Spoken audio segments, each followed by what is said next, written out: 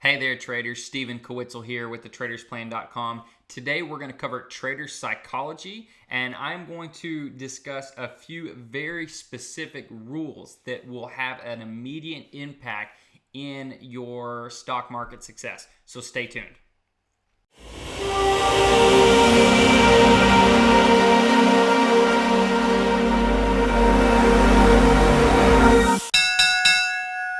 Okay, so the first thing I want to cover is a trader's plan. I talk to a lot of traders and they all say they have a trader's plan, and then when I ask, well, is it written down somewhere? And they say no. A trader's plan is not real until you write it down, right? It doesn't have to be anything fancy, so write it down on a piece of paper. Now, my trader's plan looks like it has 4 sections, right? I have buy rules, I have sell rules, I have do's, and I have don'ts. So I'm going to give you some very specific examples of rules off my trader's plan. A buy rule: only buy a stock or an ETF as it breaks out of a consolidation. Meaning I only buy the breakouts. I don't buy retracements or pullbacks unless it's pulling into a major area of support or moving average. But typically I buy stocks and ETFs as they're breaking out to new highs. A sell rule: sell a stock or ETF as it breaks the 20-day moving average. So if you're trying to ride the short-term trend, right, you bought it as it's breaking out, and then all of a sudden that stock broke through the 20-day moving average, typically exponential moving average. Typically that means at least the short-term trend is over. So that's a simple rule that I will lock in my profits when that happens.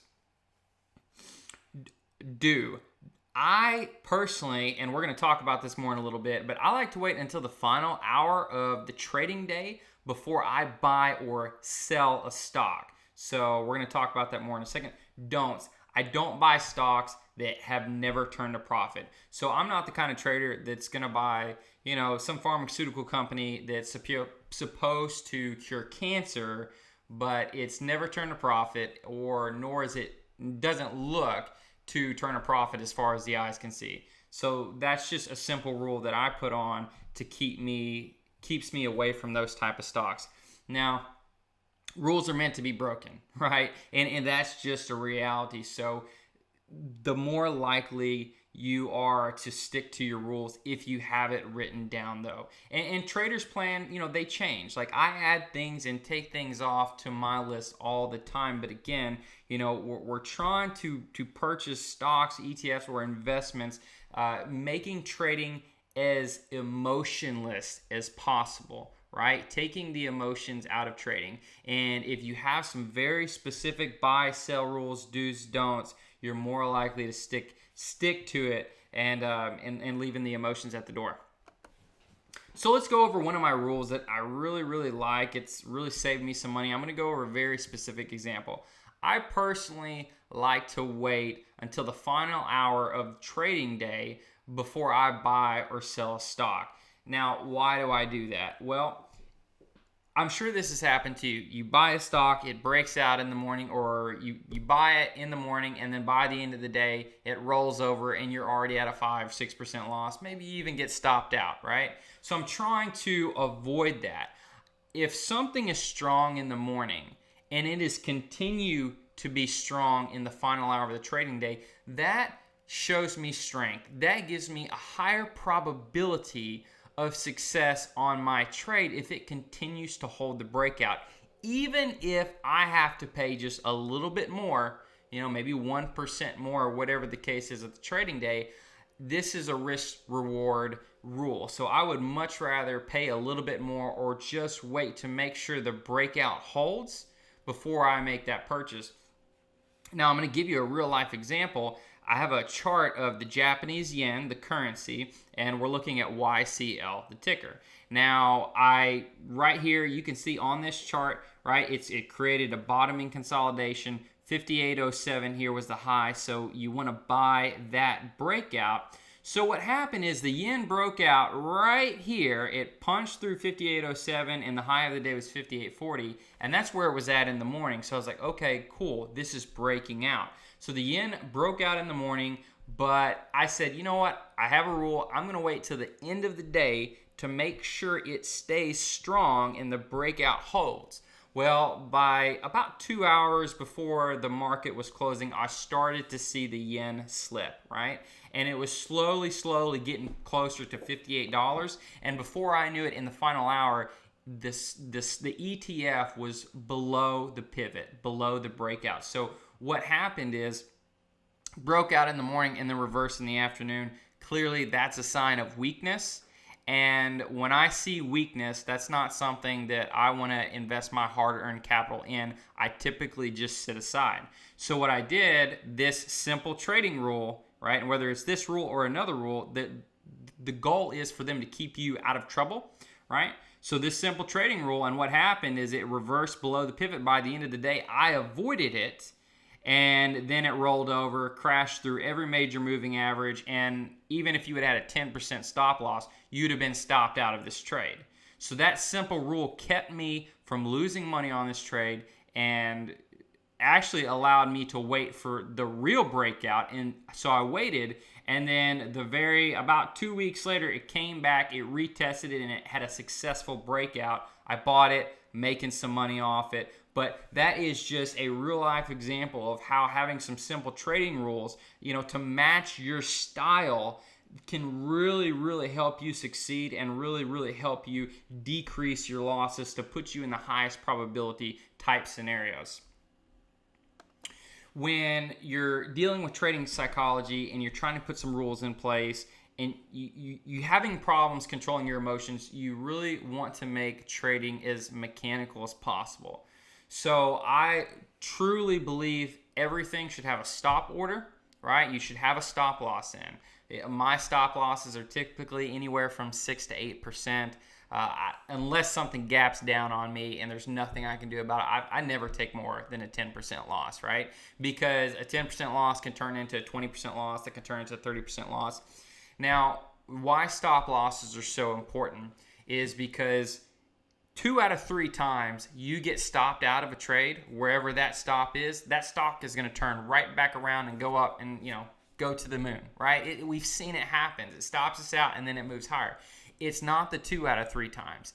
It's the 1 out of 3. That 1/3 that it's not going to turn around and move higher. It's going to continue to go down, down, and down, and it's going to take your hard-earned money down with it. And it can do something catastrophic to not only your portfolio, but your confidence, right? And then you start to revenge trade to get money back and all this good stuff.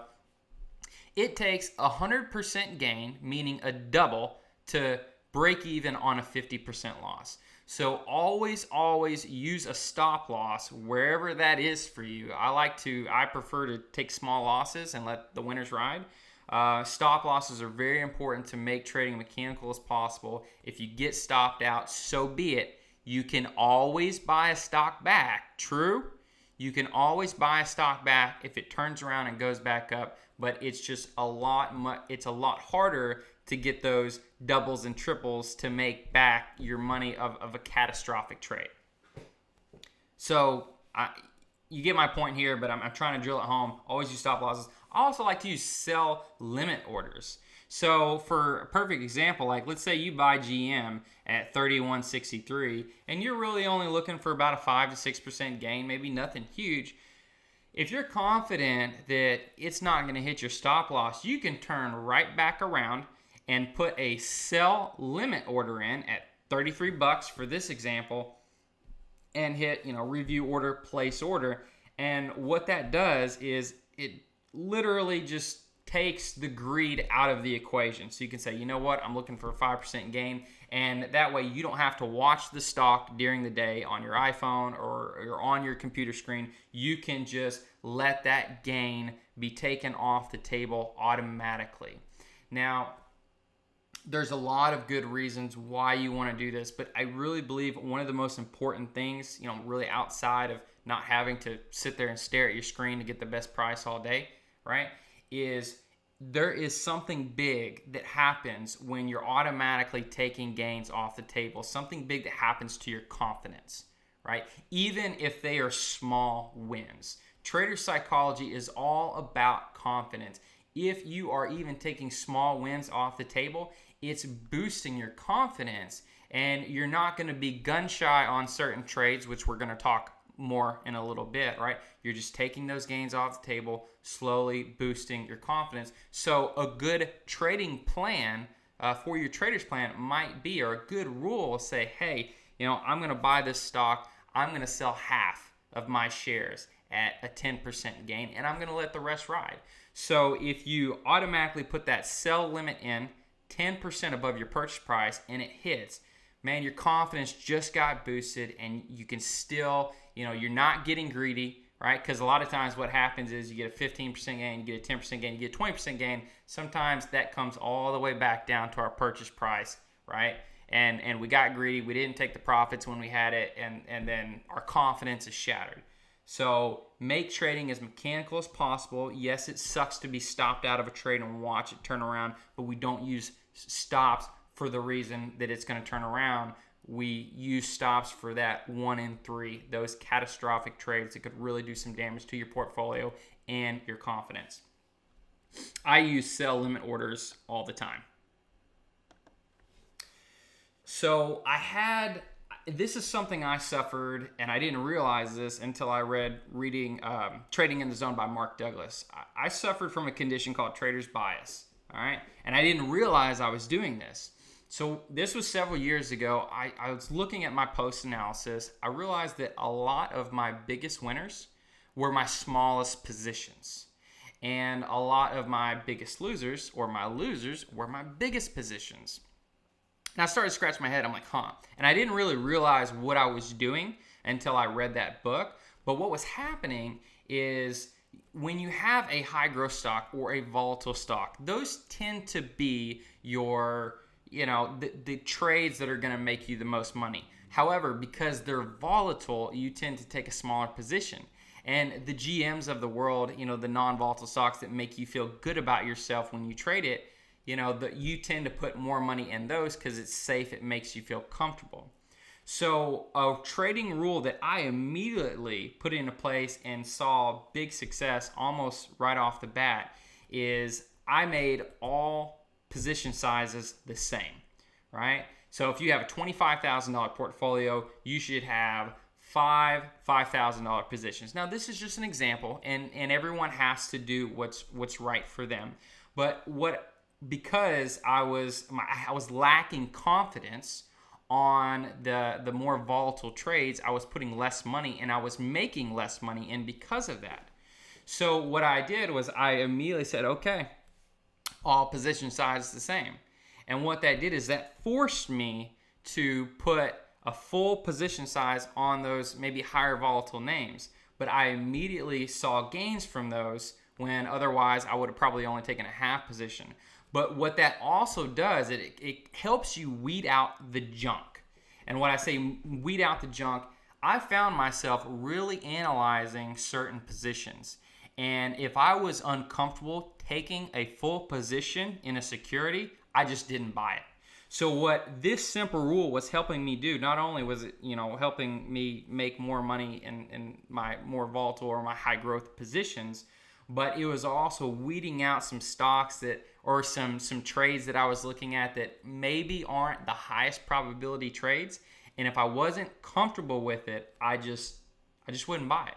So that is now, obviously, this is for stocks and ETFs. If you're using options or something like that with incredibly high leverage, I don't recommend doing this. But we are talking stocks and ETFs. And again, everyone is just a little bit different. But this is one rule that can help a majority of traders. Choose a position size that you're comfortable with. So if you have to watch a stock throughout the day, right? Or you go to sleep thinking about something, you wake up thinking about something, your position size is too large. So you literally have to buy a stock and then just walk away like nothing happened, right? That's the kind of confidence that really needs to be built within a trader for his mind to be right, to set him up for success long term, right? So, for example, if you buy, you have a $25,000 portfolio, you just put $15,000 in one stock, and that's all you're thinking about, like, holy geez, I think I can make a lot of money here, but you're thinking about it all the time. Eventually, if you trade like that, the house is going to take your money over time. I'm not saying you can't get lucky and hit some big winners, but what I'm saying is make sure you're comfortable. Make sure that you can purchase something and not have to babysit. If you have to babysit, limit your position size a little bit. Choose a loss amount that you're comfortable with without getting emotional or angry. Now, that might be different for everybody. It might be $500. It might be $1,000, right? It might be $100. But when you take a loss, you should be able to say, and then just, like I said, go make a sandwich, go make yourself some coffee or something like that and move on with the rest of your day and not think about it. If you take a loss and it makes you angry around, with your spouse or just really puts you in a bad mood, you're trading too large. You need to cut that loss in half, right? And again, stop losses will help with this. It'll take the emotions off the table, leave them at the door. And if you're angry with a $500 loss, well, you need to cut that in half to a $250 loss, right? Cut your stop loss in half until you can really control that or build up your account size. And that's really going to help you long term, because there are so many good traders out there and there are so many good trading systems. The reason why the average trader isn't successful is because they cannot leave their emotions at the door, or they don't have specific rules to make trading mechanical as possible, right? So they have their emotions in check. Now, I want to talk about gun shy for a second. What happens when you take a loss that makes you angry or makes you uncomfortable or you're thinking about throughout the day, meaning it's too large? A lot of times what that does is that shatters your confidence. And the next trading opportunity, it comes across your desk, might be later that day, might be the next day, might be the next week. There is going to be a likelihood, if you got angry on the last trade, that you might be gun shy on purchasing the next trade.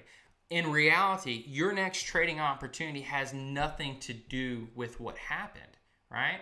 Or even worse, you could start revenge trading, trying to get that back, and that is just the absolutely worst thing you can do.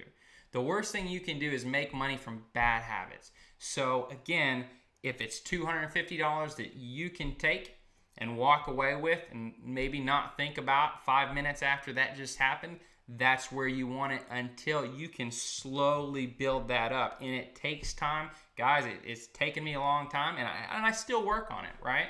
But when I take a loss, I know where my risk is. Whether that's $1,000, I'm going to risk $1,000 in a trade that I could potentially lose, or that's where my stop loss is going to be. And I know that if that happens, I'm really not going to think twice about it, because the reality is it is a part of doing business. Losses are a part of doing business. You're going to get whipsawed. You're going to have losses. If you don't want losses, or if you don't want to be whipsawed around in the stock market is probably not for you, or trading is not for you. But why we make trading as mechanical as possible, so we can really limit those losses, right? Keep your emotions in check, boost your confidence, and that is going to help you with the next trade and the next trade. And slowly your trading plan or your trading will be a well-oiled machine, so you can continue to outperform the market year after year. I highly, highly recommend everybody reading Mark Douglas, Trading in the Zone. I don't have a link or anything like that. Just go Google it. It's a phenomenal book. It's a little redundant, but when I read this book, I was only 50 pages in. That's when I realized I had trader's bias, and it really moved mountains. So a few simple rules like stop losses, right, trader's bias, or just choose a loss you're comfortable with can really, really change the way you trade and set you up for success. I hope this was helpful. If you like this training video, you like some of these rules, feel free to comment below. I'll respond to it. You can click the subscribe button to my YouTube channel. If you're interested in seeing my top enter and exit strategies with stocks and ETFs, stay tuned. Hey traders, this is Steven Kowitzel with thetradersplan.com. I hope you enjoyed my most recent video lesson. There's going to be many more to come. I talk to traders all the time and they keep asking me the same thing. They say, Steven, I really need help timing when to get in a stock and when to get out of stock because I believe I'm losing money when I shouldn't be. So I designed and created the Savvy Trader course to really help you pinpoint with accuracy what is the best time to get in and out of a stock or an ETF that gives you the highest probability of success. And as a bonus video, I want to show you one quick trick. It's really, really easy to show you how to pick the exact bottom in a stock or an ETF. So click the button below or to the left or to the right of this video. I don't know where it's at. Just click it and get your free copy of the Savvy Trader course. I'll see you on the inside.